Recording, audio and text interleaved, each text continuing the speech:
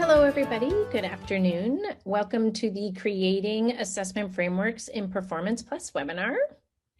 Here we are. I am Heather Jenkins. I will be your moderator today. We have Ann Mordecai here also. She will be your presenter. It's just a little bit of information about us. Just some webinar logistics. First and foremost, thank you so much for your dedication to students and your continued dedication to your jobs. It's a really difficult job, specifically this year, so we thank you for all that you do. Also, everybody will be muted, so you don't need to worry about us hearing you. We may, at the end of the webinar, allow you to unmute if you continue to have some questions. We will give you opportunity to ask some questions. But please, as we go through the presentation and the webinar, please ask questions in the Q&A portion.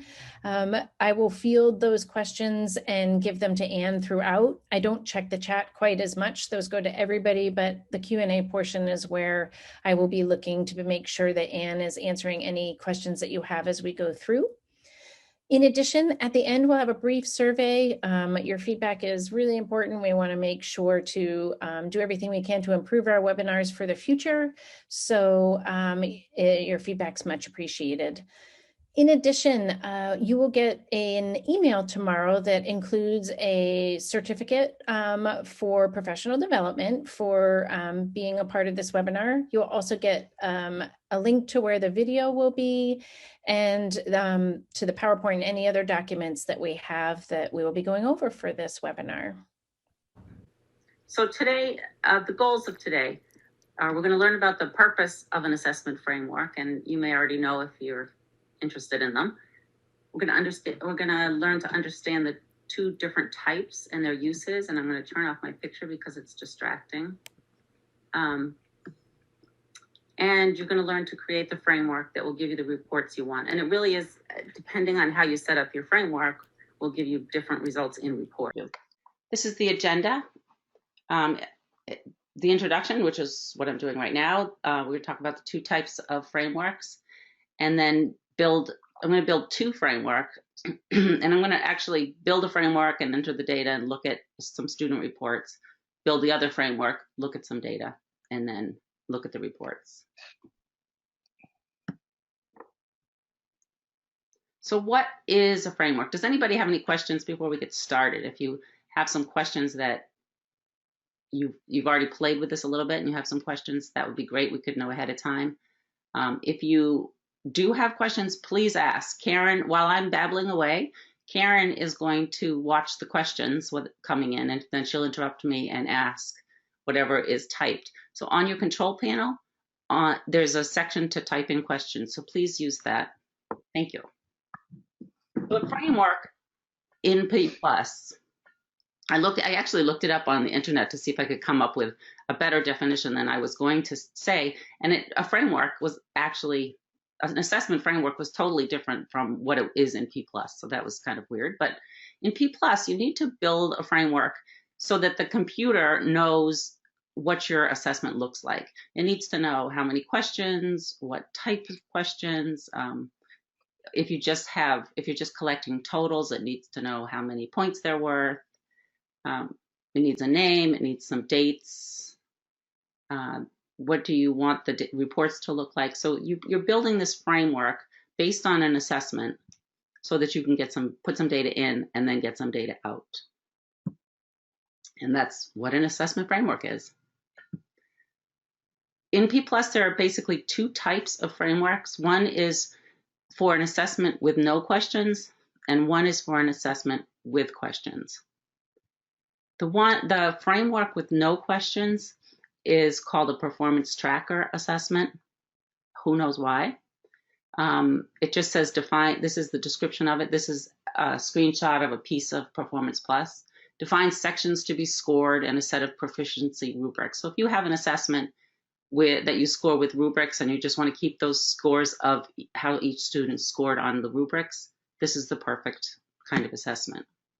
If you have an assessment that has questions and you want to keep track of how the students answered all the questions, that would be an assessment builder assessment.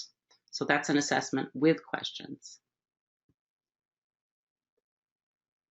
here are some samples of assessments with no questions. If I was keeping track of math fact scores for my class, and I just wanted to keep the total number of facts that a student was able to answer correctly, the total number of subtraction, multiplication, division, that would be an assessment with no questions. Another example would be if I'm just keeping scores I'm a social studies teacher and I want to keep track of the total scores that my students get on Social Studies 1 test, Social Studies 2, and Social Studies 3 test. I would build an assessment with no questions.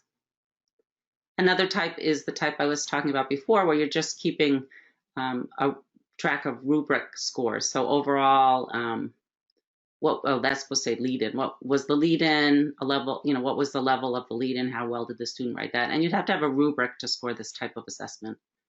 How were the transitions, the ending, organization? And you could have a total or not have a total. An assessment with questions would be any assessment that you want to keep track of all the way the students answered, whether they got right or wrong, or in some cases, the actual answer that the student wrote down on the test. It would be this kind of thing where you've got a student, bunch of questions here, 1, 2, 3, 4, 5. You could put in ones and zeros for right and wrong, or you could actually put in the answers that the student wrote. So, are there any questions on the difference between those two types of frameworks? Because those are the two main types. No questions, it looks like. All right, so I'm going to go right into starting to build an assessment. And I am going to first build one that has no questions. That's going to be my first one. So I'm going to build a framework, enter the data, and look at some of the results, and then build the other framework. Here's a test I have. I've got a test that I gave my 7th grade students. I asked them to read these two articles, Goodbye Bottled Water and International Bottled Water Association Statement. And I wanted them to listen to a podcast, and there's the name of the podcast. Their task is to take a position on whether or not the bottled water should be banned in schools, write an argumentative essay in which they clearly state their position either for or against bottled water. So here, it's a writing task. My students are all going to read and listen to these articles, and then they're going to write, and then we, the teachers, will score them based on this rubric. So we have this rubric. This is the purpose and the organization. How well did they how well did they organize? How well did they state their purpose? And they're scored on a rubric. Actually, I can't on my screen see the no score. Karen, can you see that, the no score? Yeah, it says unintelligible. It says unintelligible in a language other than English, off topic, off purpose. So as the teachers go through and score each student's assessment, they're going to rate the student on their purpose and organization. And they're going to determine whether they get a 0, 1, 2, 3, or 4. They're also going to look at evidence and elaboration and rate and score the students based on that with a 0, 1, 2, 3, or 4. And the last thing the teachers are going to look at while they're correcting is the conventions. And on this, they get a 0, a 1, or a 2 based on this rubric. Does that make sense? In the old way, or on paper, the way the teachers would collect data, they'd have a student, purpose and organization, they give the student 0, 1, 2, 3, or 4 points. Using evidence, 0, 1, 2, 3, or 4 points. Conventions would be 0 to 2 points, and the total would be 10 points. So this is the kind of thing we're going to keep track of in Performance Plus. And I'm going to go live to Performance Plus.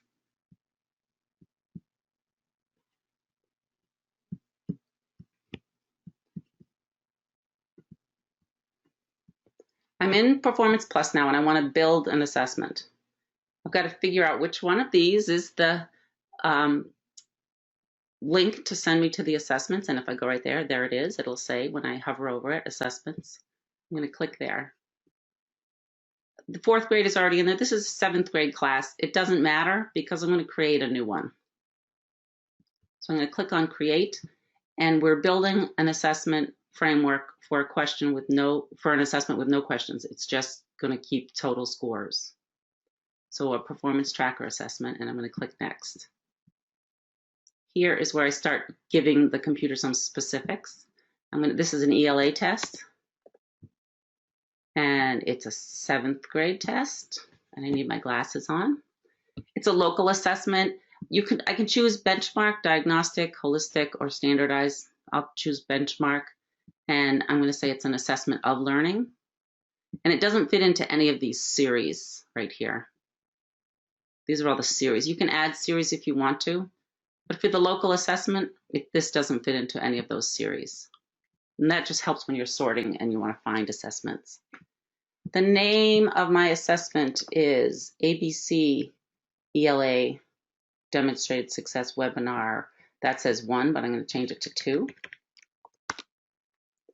I have to then put a date in here, and this is the date that I think I'm going to give the test. It doesn't have to be the exact date. If I know I'm going to give the test in February, I can just put February 20th, 2018. Or actually, since this, I'm using the test sample database, so I'm going to have to go with 2013 because that's as high as, or 14, that's as high as this goes, as you can see right here. Well, I could put it 14, 15, but I'll keep it there. And how many sections will I have? So I've got to think about that. I'm going to have one on conventions, one on evidence, and one on purpose. And then I'm going to have a total section. So that's 4 sections. And yes. Before you, your date, you have to correct the date. Oh, yes, I do have to correct the date, and it's telling me that. Thank you. Thank you. Thank you. So now I can create the assessment. It's really, P+, as you've probably learned, is really good at giving you errors.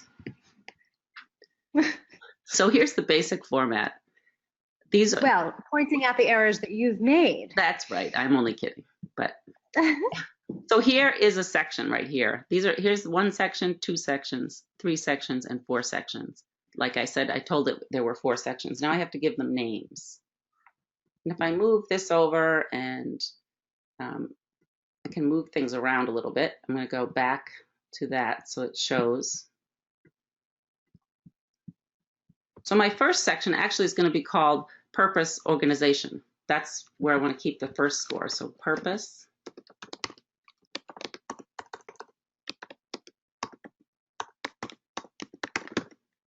Now, Karen, do you usually put a description in here? I usually don't, but you can. You can, and I have, but you by no means have to because it's not showing in any report. Well, I'll show you. It ends up showing up in one report, and I'll show you where. So if you want this to show up, you could type something in. If you don't type anything in. You don't need it. What report? In the student detail. Oh. Oh, yes, that would make sense. So I'm going to put it in there so we can find it. Now my scores, my students are going to get a 0, a 1, a 2, a 3, or a 4. And what I want to put in here are the cut scores. So this will be the lowest, the next, and as you can see, level 3 and level 4. So if my students get a 0 or a 1, that's going to be in the lowest. If they get a 2, that's the next level, a 3, and a 4. Those are my different levels. If I leave it like this, when I get a report, I'm going to end up with level 1 substantially below. It's going to use these words, and I don't like those words. So I'm going to change it to level 1 and level 2. And actually, I can put anything in here. So I'm going to say green level and blue level, and you'll see where this comes up. Anne? Yes? Some questions. Yes? What if you're not dealing with 4 levels? What if you have a rubric with 6 levels? If you have, you mean so you could get 6 points for each section? That would. No, if you, yeah. So if so for purpose and organization, you could get anything from a 0 to a 6. Okay. If I could get a 0 to a 6, I, as the teacher or as the group of teachers, will have to decide what falls into the lowest level, what falls into the next, So etc. let's just say that everything, a 0, a 1, and a 2 falls Okay, I'm into the gonna do lowest level. 0 through 2. So Oh, what you want okay. to do is put the highest score here. So anything that falls below this will fall here. Mhm. Includes this and falls below will come here. And then what do you want here? 3 and a 4? Yes. So here I'm going to put a 4. Great. This was a good question. And this is a 5, 6. No, 5. Well, 5. you need a 6 might be, yeah. Yeah. So 5 and 6. Okay, that's good to know. Okay.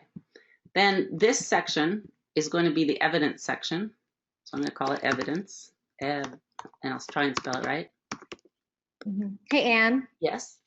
if you're setting up the sections, let's say all the sections are worth 6 points, Okay. and you want the same descriptors for all, the alternate descriptions. Yeah. If you want those to be the same for all the sections, can you copy one section? Do you do it that way? Well, I just was curious as I actually don't know, so I'm going to try it. I know you can duplicate. I don't know if it carries with it. Let's see. So I click. Yeah, no, you can. It does. Okay.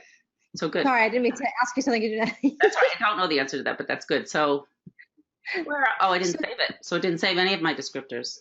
Well, that's okay. Okay. So I'm going to do this again. Purpose, organization, and here is my description.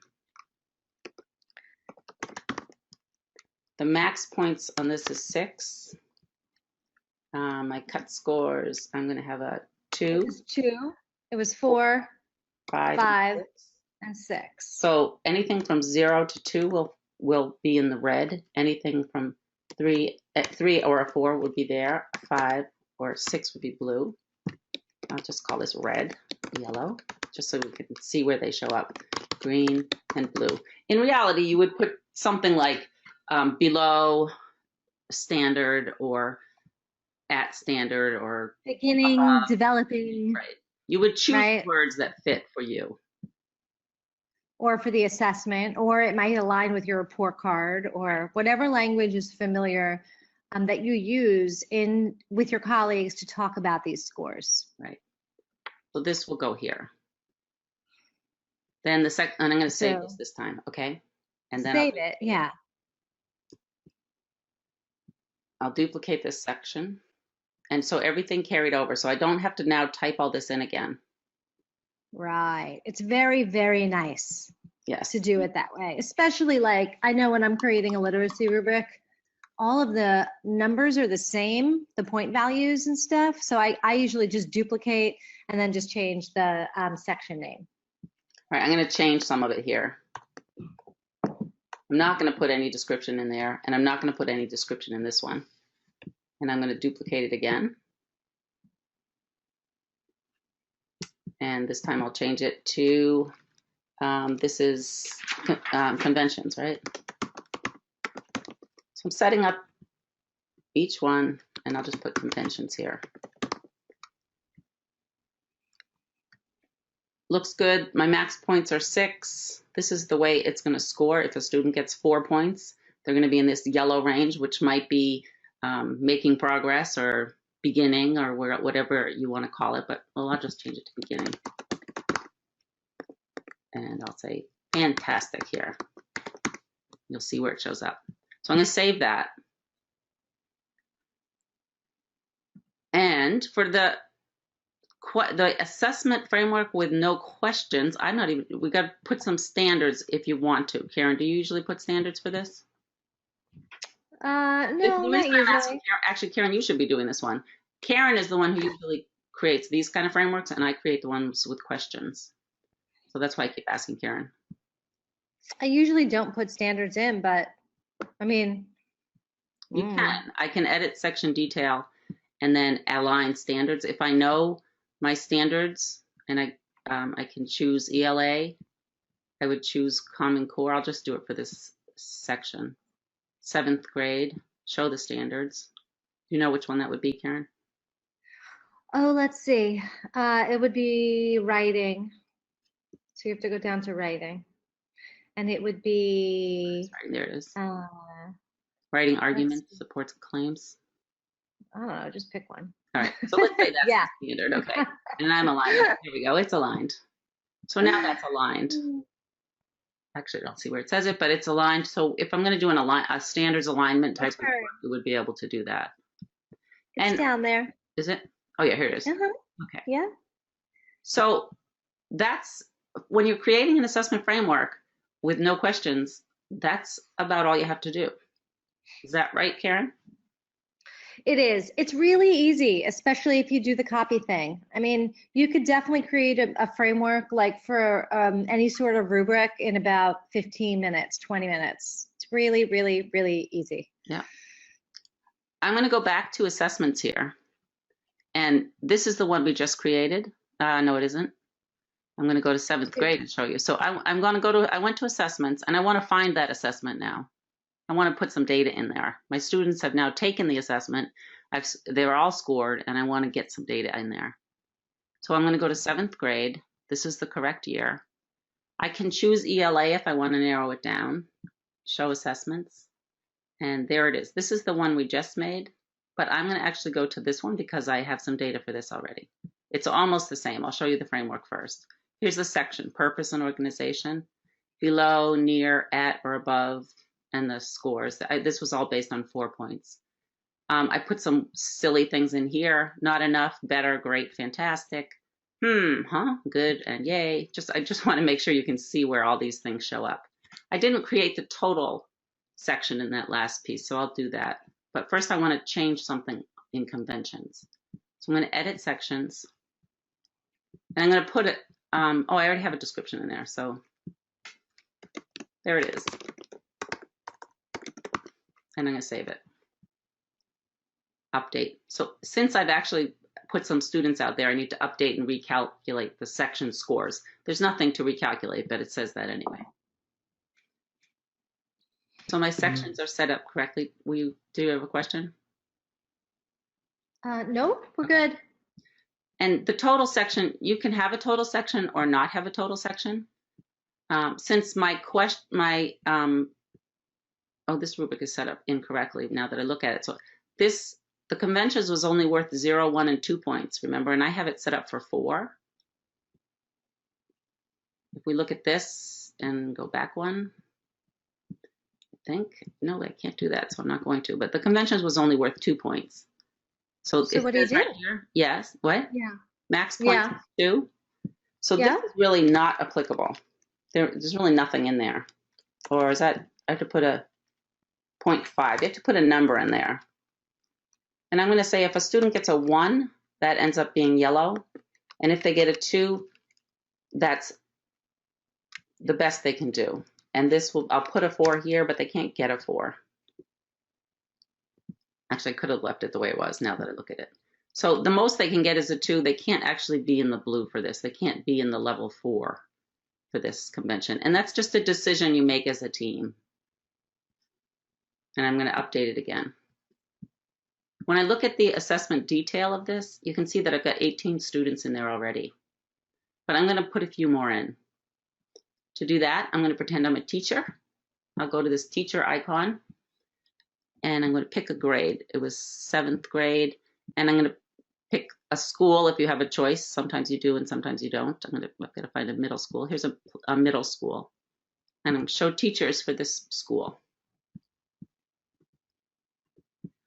These are all the current classes, even though it says 13, 14. It's really as high as this one goes. I'll pick, let's say, this teacher. I'm really Melissa DeYoung, which is a fake person. I'm going to look at the classes. Here are her different classes. Oh, she's an ELA teacher. And it was this class. These were the students that took the tests. So I'm going to open that up. And what I want to do is grade an assessment. Now, which one was it? It was one of these I want to grade. I have to determine that and pick it. Yep. And these are my students here. I have 2 ways to enter here. I can click here next to the first student and put her scores in. She got a 4. You sound like you're going to ask a question. 3. I do have a question. Okay. And I have something to say. Yes. Where it says grade or notes, your score, Ann, You're putting it in, yes. in the column to the left. Thank So you. that's the first thing. Yes. And you know that. Yes. But what I do want to point out is that where you see greater notes, that's your opportunity to, you know, say, you know, maybe this kid was sick last week and missed the lesson on purpose and organization. Okay, so, or there's some, you know, any sort of complication with the assessment, or even any sort of modification or accommodation that you gave. What you just want to remember is that any sort of qualitative information that you put into Performance Plus needs to be professional grade, you know, and that our rule usually is just that, you know, that the parent is sitting next to you. Right. You know, so you just always need to remember to use appropriate language and Professional so language, right? Because it's now, so it's only when you're entering these scores individually, one student at a time like this, that you can access the greater notes. So if you need to access the greater notes, you have to go into the individual student. But Anne is now going to show you a much easier and faster way to enter scores. Great. I want to point some things out here, though. Okay. I didn't put any description in for purpose or evidence, and I put a description in for conventions, and here's that description. And when I gave those weird names to the different levels, this is where they show up. So, and also when I hit save, it gave me the total score. Now I'm going to go back to the previous. Can I go back? Save and go to, oh, I don't want to go next. I want to go back. So I will go back. Cancel and return to the student list. So now you can see this first person, all 4 sections were scored, but I don't want to go student by student. And the way I got there was I clicked on that to get into the student. I actually I would rather just grade the whole class at once. It would be much easier. And I don't want to keep any notes. So I'm going to switch to mass grade. Now I can have all my students listed and all these columns. It looks like an Excel spreadsheet. So here I could just start typing in 2, 3, 2. 1, 2, 3. No, they can't get a 3 there. 1. 1, 1, 1. Whoops, I went to the wrong student, but I'll give this one 4, 4, 2. So those scores are in there and I want to save it. Great, there they are. They're saved. They were totaled.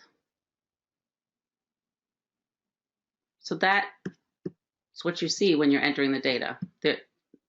What else to show you about that? Let's see. So if I go back to the class list, and I'm going to go to the assessment again. So I'm clicking on assessment. This was the assessment.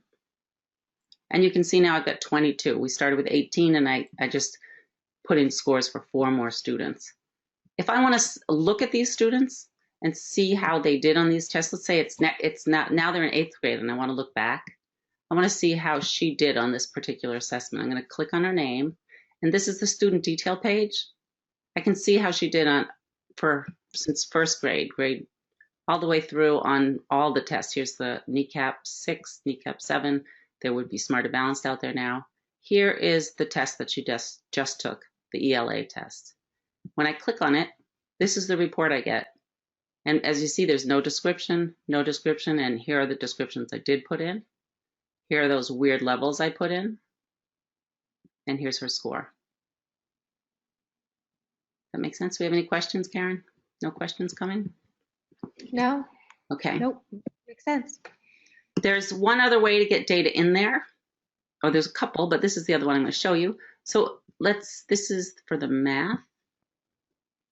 You can also, if you have the data in a spreadsheet, you can just upload all the data. So if all your teachers, here's the list of all the students here, their student codes, grade 7, these are the teacher names, and everybody just typed in the scores here.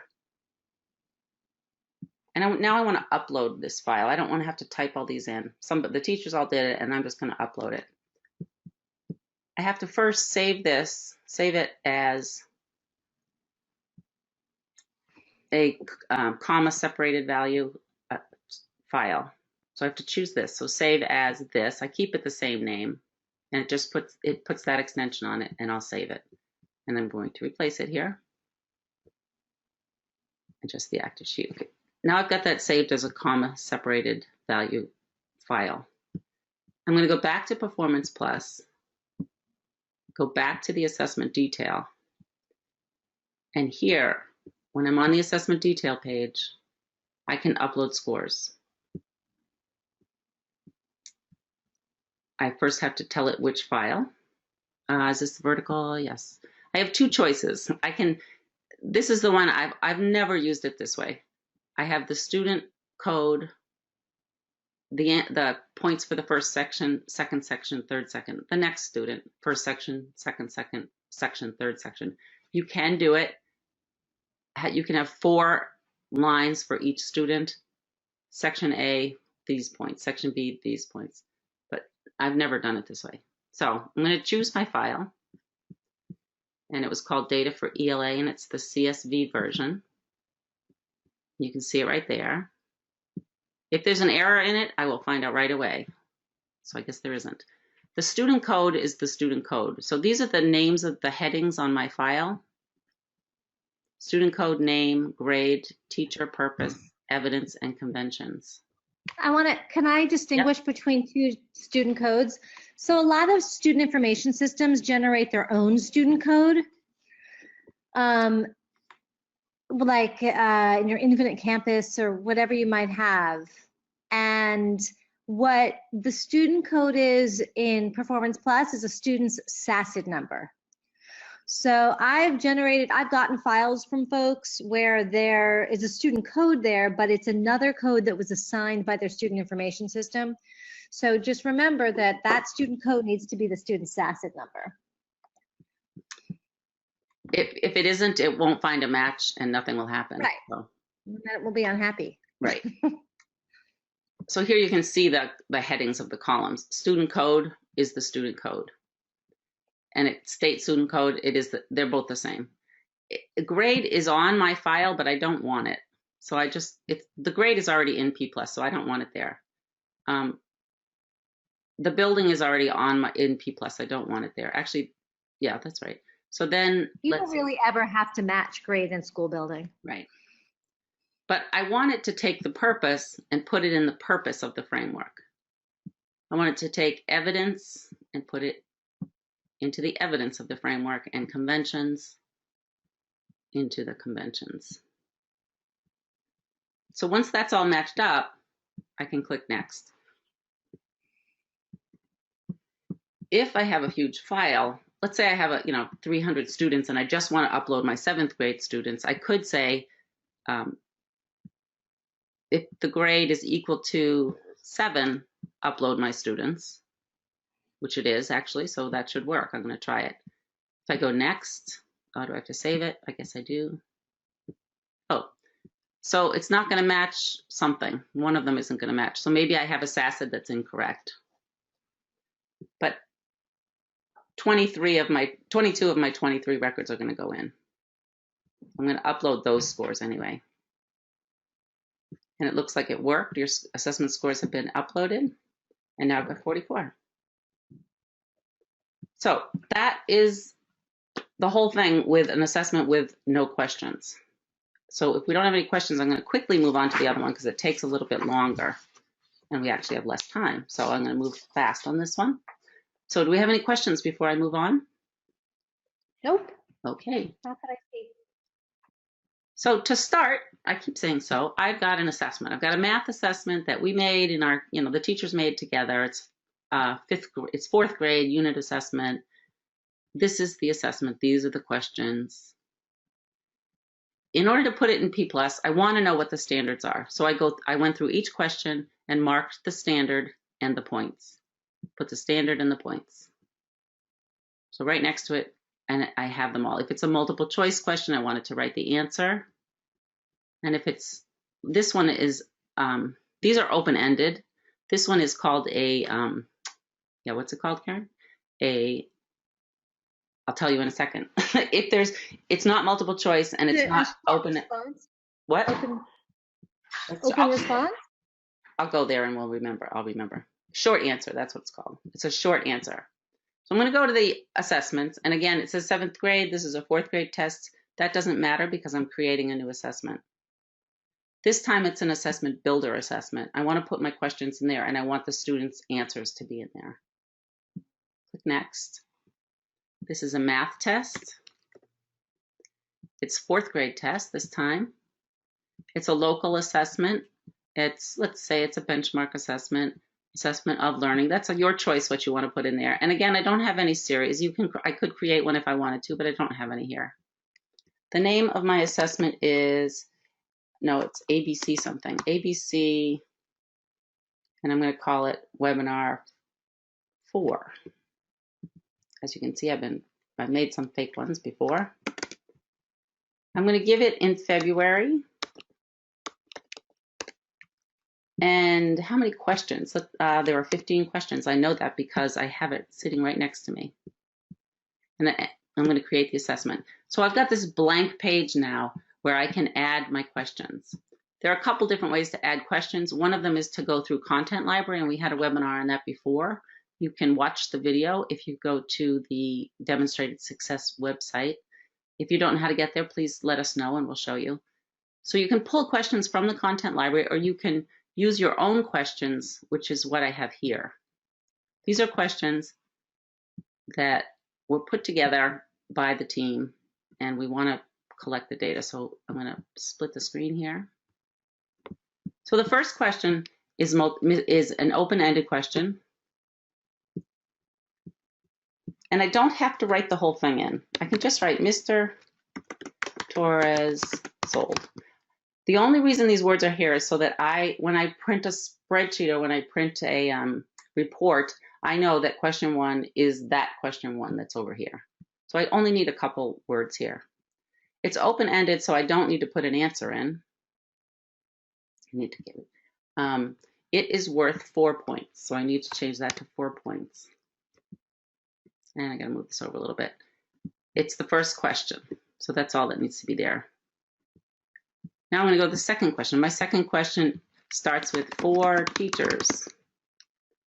Blah, blah, blah. It's open-ended, so I'm going to change this to open-ended. And it's worth 4 points. So I go through like this, adding all these in, typing just a few words from the question. So question 3 is 5 students. Whoops, I didn't spell it right. 5 students. Again, it's open-ended and it's worth 4 points. So 4 points, open-ended. I'm going to save this just so I don't, if there's a blackout. And I'm going to continue on like that. When I get to a multiple choice, which is the next one, type in a few words. It starts at multiple choice, so that's good. I need to tell it what the answer is. So when you enter in the scores, you can actually enter the letter in that the student chose. If they chose a B, P+ will correct the assessment and the student will get 1 point for this because it's only worth 1 point. If the student enters an A, she or he will get 0 points. I continue on, I think it's question number 6. Question number 6 is a short answer question. An open-ended question, you could have a sentence in there. So there's really no way for P+ to check whether it's correct or not, but with a short answer, the answer is 10. So if the student writes the number 10 or spells the word 10, will get this correct. So Nolan divides is, and it's short answer. This is going to stay here until I save it. I'm going to go down and save. And as you can see, this changed to, it looks like this now. For multiple choice, you get this open-ended, and that's for Bubble Reader. But for a short answer, I have to tell P+ what the answers are. It could be a 10. So I type in the number 10 and type in add. It could also be that. So either way, if my student enters the 1, 0 or the letters, they're going to get that answer correct. That's what I'm going to do. I'm going to continue on entering all of that in and save it. Since I've already done it, I'm going to go to one of the assessments that I've already done it on. And now I'm going to look for 4th grade tests. I don't want to have to enter all of those in. and have you sit there while I do it. 4th grade, and it's a math test. Show assessments. Let's see, it's ABC. Let's look at 1. I can't remember what I did on each of them. Yes. Sorry, I'm going to go to 2. So here's 2. If I go to question, this is question setup. It's ABC, grade 4. It's version 2, so, but I'd like to pretend that it's the one I was just working on. And I got halfway through it, and now I have to go back and work on it. So here are all my questions. I entered all of them in. I've got all the points. They're short answer, open-ended, multiple choice. So it's all set up the way I've noted on this paper. Something else that I pre-set up when I'm creating an assessment with question is a spreadsheet that looks like this. You don't have to do this, but it helps. We've got the questions listed. I write whether they're open-ended, multiple choice, short answer, the number of points, and I decide that the sections that I want to have are operations and algebraic thinking, numbers in base 10, and fractions. All the questions from these, from 1 through 8, are OA questions. 9, 10, 11, and 12 are numbers in base 10 questions, and the last 3 are fraction questions. And I need to know how many points I'm going to have for each section. So I figure that out ahead of time. Like I said, you don't have to do that, but it's helpful. So once all my questions are in and I have my little spreadsheet, I go into this is where I am when I first come into an assessment. I go into question setup, assess, and then I'm in the question setup. I just looked at my questions. I have to align all my questions to standards. So to do that, let's say I'm going to take this one and I'm going to align it to my standards. So this one, question number 1 is for OA1. You can see that these are all aligned. 11 is not. I want to align the one I just checked. I need to choose the standards. They're math standards, Common Core, 4th grade. And then I need to show the standards. And 11, I think, is a fraction question. So I'm just going to pick this for a standard. And I'm going to align it. Perfect. Back to the builder menu. Now what I want to do is manually align my questions to the standards, to the sections. And I've already done that. I created some sections, and now I need to attach the questions to these rubrics or the sections. Yes. And when you go back to the builder menu, yes. This.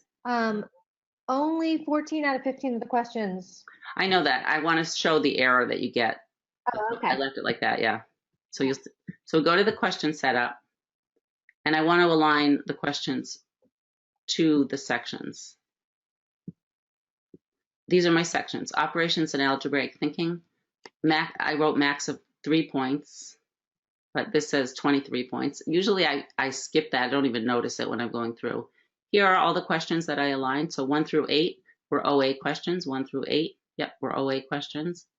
Numbers in base 10 actually I have 9, 10, 11, so I'm missing some. 13, 14, 15 were the fraction section, and here's my total. And if I go all the way to the bottom, this is where I go, I've got errors. It's too frustrating. So I have to go back and fix these errors, and I get them every time, and you have to go back and fix them. So this says not all questions have been aligned to standards, and that's what Karen just pointed out. So I need to fix that. And not all questions have been aligned to sections, which I noticed that 11 and 12 were missing. So I've got 2 questions that it doesn't know where to put the points. There are some sections whose max points don't match the questions that are aligned. For example, I say 3 is the max points, but with these 8 questions there are 23 points. So that's not correct either. So I have to go back and correct all of that. I'm going to go to this one and get that because I fixed them here. Question setup. I went in and I aligned my remaining question that didn't have a standard attached. I go back to the builder menu. Oh, I've already got students in here, huh? So it's all, this one is actually all set up.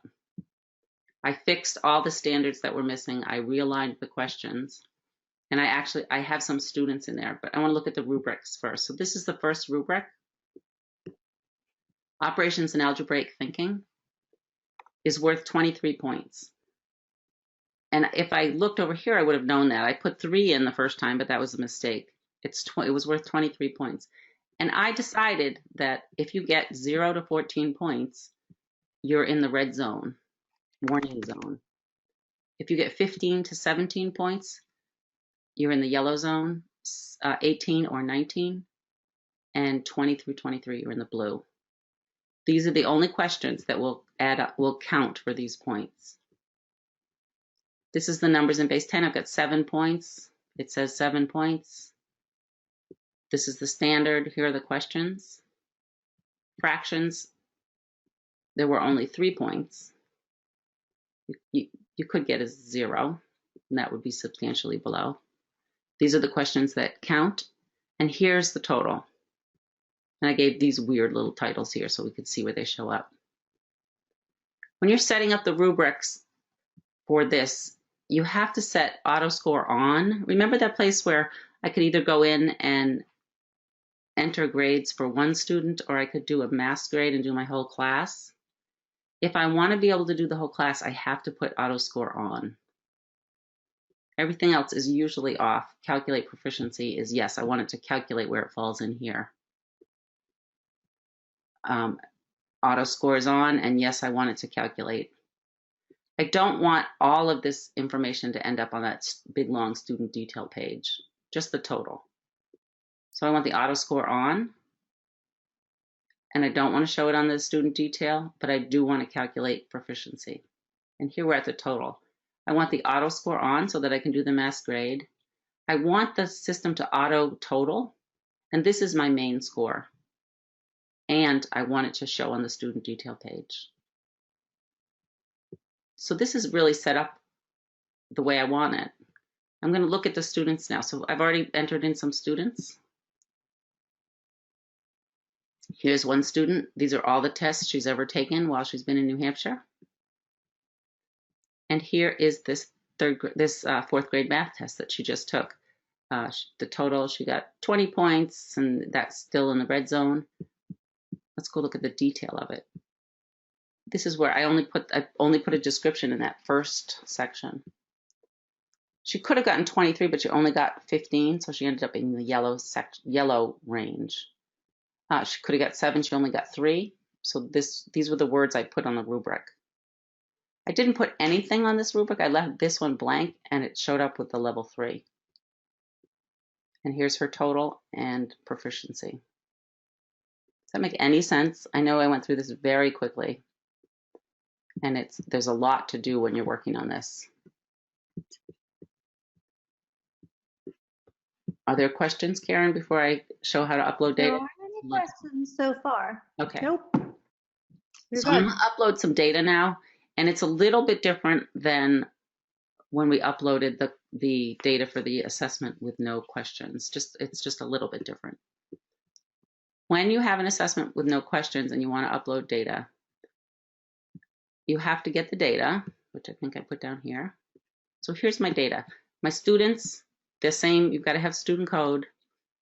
And up here is question, I put Q1, Q2, Q3, Q4. You can put anything on this row, just each one has to be separate. I could put A, B, C, D, E. I could put all the words from the question. I could put anything, but they just have to be different from each other. For me, it's just easier to write Q1, Q2, Q3. Then I put in the scores. So Spencer, question 1, he got all the points, all the points, all the points. He entered a B, all the points. He entered 10, so that was correct. Oh, look, they all got that one right. That's nice. So anyway, so these are the student points, and these are the answers. The teachers will have to give the points, but whatever the student answered will go in these multiple choice and short answers.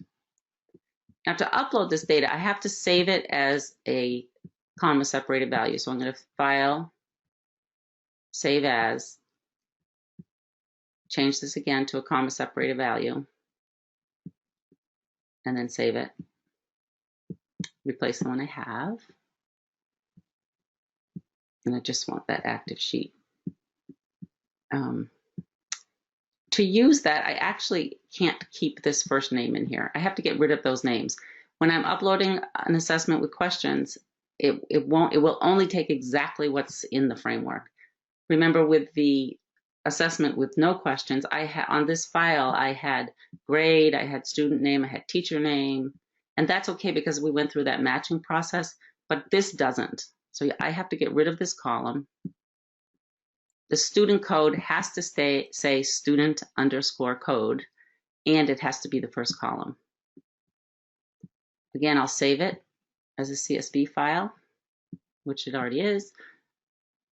So I'll save it, replace it. And now I will go to where I'm going to update it. Go to the assessment page, find the assessment. You meant to say upload it, right? What did I say? Update. Yes. But I think you're upload. Upload, sorry. I'm going to go to this question detail page again. This is where I entered questions and standards. And I'm going to upload the student answer data file. Here again, I've got to choose A or B. A is where, these are backwards from the other assessment. This is one where you'd have for every single question, I'd have one record. So this is one student, first question, put a B. Same student, second question, put a B. Same student, third question, put an A. But I'd rather have it this way. Here's one student, A, B, C, D, E, F, D. These are the way they answered all the way across. The next student and all their answers. So I choose B. So I'm going to go here, choose B. I've got to find the file, data for math, I called it, right here. And I'm going to upload the answers. And it will give me an error right away if I made mistakes, and I usually do, but maybe I didn't this time. That would be nice. It's taking a minute. I don't know if that's good or bad. Nope, all 9 records were successfully updated. So if I go back to my student detail, now I have 20 students in there. That was a very, very fast overview of creating 2 different frameworks in P+. So I guess what I hope you get out of this is that you can do this. You can actually learn, if you fiddle with it, you can't break anything. You can just keep fiddling. If you create an assessment, you don't like it, you can just delete it. So How do you delete it? Oh, how do I delete an assessment? That's good. Well, if it's got students already in it, it's not so easy. But let's say I think sometimes what Ann and I do, if I'm not mistaken, Ann, yeah. If you are playing with it, you can upload maybe like 2 students' data, and then you can actually go in and hand take out that data if you want to delete the assessment. Right. I mean, we have 5 minutes. Do you want to show? I can show you how to hand delete. So I'm going to go to this one. Oh, I don't have any in there either. Go to this one. Well, why don't you first show us how to just delete an assessment in general? Here's an assessment. There are no students in it, so I can delete it. I click on schedules. I'm going to scroll to the bottom and delete the assessment. Do I really want to delete it? Yes. Am I sure? Yes. And now it's gone. If I have students in it already, I can go to the students, and this is where Karen said we only put 1 or 2 in. I go to the student page, scroll down till I find the assessment, and then I'm going to remove the assessment scores from this student. Am I sure? Yes.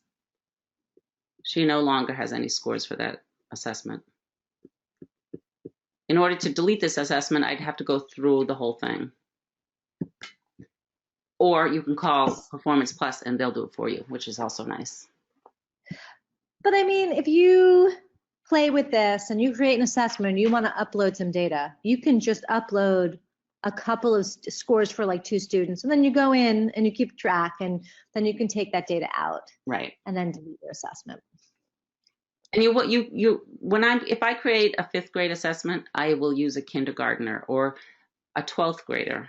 If you use a 12th grader as a sample to use on practice, and for some reason you forget to delete the 5th grade assessment, it really won't. It's not going to make that much difference. because they're in 12th grade. Nobody's going to be looking at it. And if there's a kindergarten assessment or a 4th grade assessment the year they were a senior, somebody's going to notice that was a mistake and just ignore it. But you definitely. That said, the best thing to do is delete your assessments. Remember to delete, right? Yeah, because it gets messy. It does. You can have. And it can get confusing. Yep. And it looks like we've come to the end of the webinar. Heather, are there any outstanding questions? Nope, I think you're good to go. Okay, great. If you have more questions, you can enter them now, or you can raise your hand and we can unmute you and you can ask the question with your voice. If you want to see any of our past recorded webinars, you can go to YouTube, look for Demonstrated Success, and then search for the topic that you want to see. And here's our information. Please send us an email if you have questions. Don't spin your wheels on trying to use P+. We can answer your questions right away, and it's a lot easier. So thank you so much for joining us. And I think if there are no more questions, we will end. Thank you. All right, take care, everybody. Bye.